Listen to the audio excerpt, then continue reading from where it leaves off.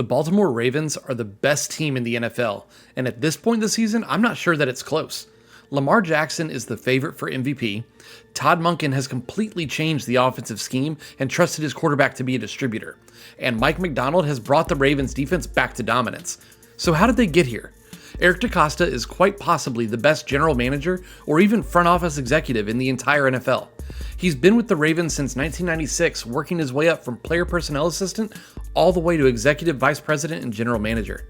He's learned from the best in Ozzie Newsome, and thanks to that, is able to continue to ensure the Ravens culture is intact. His relationship with Coach Harbaugh is strong, and when selecting coaches for the staff or players for the roster, the process is collaborative. They have the same vision for this team and franchise, which is what makes them so successful. DeCosta has played a part in drafting the likes of Ed Reed, Terrell Suggs, Bart Scott, CJ Mosley, and Ray Rice. He knows the talent when he sees it, and he makes the necessary moves to acquire that talent. This includes prioritizing the linebacker position while the rest of the league is discussing how they've lost their value in this past first NFL, trading for Roquan Smith and drafting Patrick Queen in the first round. DeCosta has that same old school mentality as his predecessor had when he built the 2000 Ravens defense around Ray Lewis. Hitting on draft picks that go on to be Pro Bowlers and even Hall of Famers, taking care of their stars financially, and managing to keep talent around them, building both sides of the ball from the inside out to dominate the line of scrimmage. The 2018 draft for the Ravens could be the one that really set them on this path, and it would have been a success even if Lamar Jackson wasn't part of it. They started with Hayden Hurst, who truthfully didn't pan out in Baltimore, then Orlando Brown, who was a strong starter in Baltimore for a few seasons, but was able to be moved for multiple picks, including a first down the road.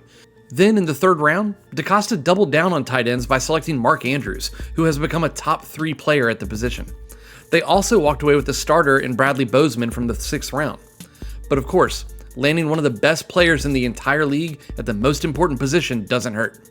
Lamar wasn't a surefire star or even on many mock drafts in the first round. Reportedly, some teams asked if he'd be willing to move to wide receiver or running back. But on draft night in 2018, Baltimore traded up to the final pick of the first round and grabbed their guy. He ended up starting the last 7 games of his rookie year and was named starter going forward. His ability to put points on the board by any means necessary was exciting for fans and the coaching staff. Greg Roman was a senior assistant and tight ends coach during Jackson's rookie season under Marty Mornhinweg, and when Marty retired after the 2018 season, Roman took over offensive coordinator duties. He had a clear path: run the ball, control the clock, utilize Lamar's legs. It was a formula that worked excellently in 2019, leading to an MVP season for Jackson, but unfortunately a divisional round exit in the playoffs. Similar things occurred in 2020 and 2022, with one down season between them where they missed the playoffs. But this offseason, the Ravens decided to make a change on offense.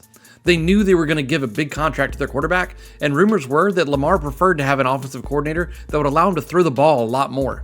So whether it was because of Lamar or just the results on the field, Roman was out and Monken was in. Monken came to Baltimore after back-to-back national championships at Georgia as their offensive coordinator. He'd had some NFL experience prior to Georgia, but with mixed results. This wasn't viewed as a home run hire, but at this point, you can probably bet that if the Ravens are going against conventional wisdom, then they're probably right. Monken did exactly what Jackson supposedly wanted. He has him throwing the ball more now than ever before in his career. Through 16 games played, he has passed the ball 457 times, which is 50 more than his next highest season total, and nearly 100 passes more than his average before this year. He's also completing passes at a career-best 67%. Monken's offense still utilizes the run, as Baltimore leads the league in rushing yards per game, and they utilize the threat of Jackson's ability to distract and give the ball to their dynamic backs in Gus Edwards and Justice Hill.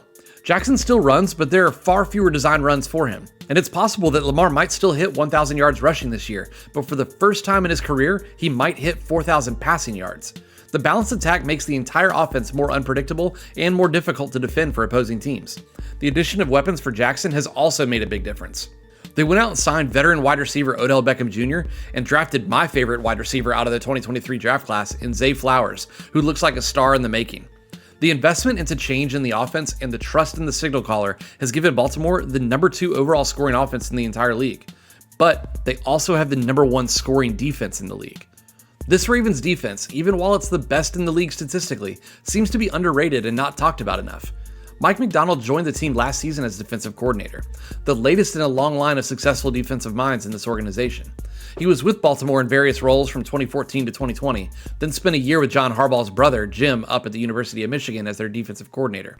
Turns out John didn't want to share and brought Mike back up to the big leagues to improve their defense after it had been down to the middle of the league the year prior. In 2022, there was an immediate jump back into the top 5 in points allowed and top 10 in yards allowed for the unit. The team brought in free agents like Michael Pierce, Calais Campbell, and Kyle Fuller. They also spent their first-round pick on Kyle Hamilton, the top safety prospect in the draft, who yet again looks like a hit for Baltimore. The improved coverage has led to a greater sack success rate, with Baltimore ranking in the top 5 with more than 8% of opponent dropbacks turning into sacks, and allowing them to lead the league in sacks per game with nearly 4. That added pressure forces quarterbacks to throw before they're ready or have tipped passes resulting in turnovers. Guess what? Baltimore also leads the league in turnover margin. The Ravens have built a roster and a coaching staff that has them playing the best football in the league at the right time. Over the last 4 weeks, they have played teams that would be in the playoffs if the season ended today. They beat all of them by a combined score of 149-76. This includes the number 1 seed in the NFC, the 49ers, and the number 2 seed in the AFC, Miami Dolphins. If the 2 other top-ranked teams in the league can't beat this team, then who can? The Browns beat them by 2, but also lost to them by 25, and neither quarterback that played in those games is starting at this point. With 1 more game to go in the regular season, there's a chance that the Ravens will be able to end the year with the number 1 offense and number 1 defense, which hasn't been done, at least according to my research, since 1972 when the undefeated Dolphins did it. Regardless, it shows the perfect balance that this team has, and if one unit were to have a rough night, then it's safe to say the other side of the ball should be able to carry them across the finish line just fine, or at least stem the tide while they get their stuff together. This organization shows the importance of continuity and communication from top to bottom, and though they haven't won the big game since 2012, they have certainly been the picture of consistency, having the 4th best record in the league since 2000, behind only the Brady-era Patriots, the Steelers, and the Packers. This year, though, I think it's their time to get back to the very top.